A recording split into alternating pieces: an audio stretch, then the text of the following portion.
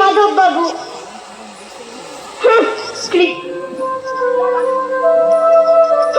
কীর্তন আশু বলদ প্রণব শাস্ত্রে বলেছে। ও পিসেমশাই, কি অমল, আমি কি ওই উঠোনটাতেও যেতে পারবো না? না বাবা না, ওইখানে দেখো, যেখানে পিসিমা বসে চাটা দিয়ে ডাল ভাঙছে, দেখো কাঠবিড়ালিগুলো কেমন ফুটুস ফুটুস করে খুদ খাচ্ছে, ওইখানেও যেতে পারবো না? না বাবা না। আমি কি ওই জানলার কাছে যেতে পারবো? হ্যাঁ বাবা, যেও। আমি যদি কাঠবিড়ালি হতো তো বেশ হতো। আচ্ছা বলো তো, কেন আমাকে ওই উঠোনের কাছে যেতে দেবে না? কবিরাজের বারণ যে, বাইরে গেলে তোমার অসুখ করবে যে। আমার অসুখ করবে? তা কবিরাজ জানলো? বলো কি, কবিরাজ জানতে পারবে? জানা যায়। আমি তো এসব বড় বড় বই পুঁথি কিছুই পড়িনি, তাই তো কিছুই জানি না। তুমিও বড় হয়ে পণ্ডিত হবে, শুধু বই পড়বে। না না, আমি পণ্ডিত হব না।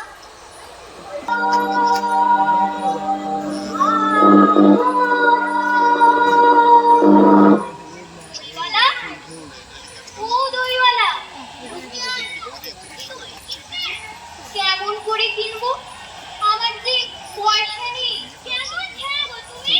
যখন দই কিনবে না, তবে নিজে নিজে যেতে পারতো তো যেত।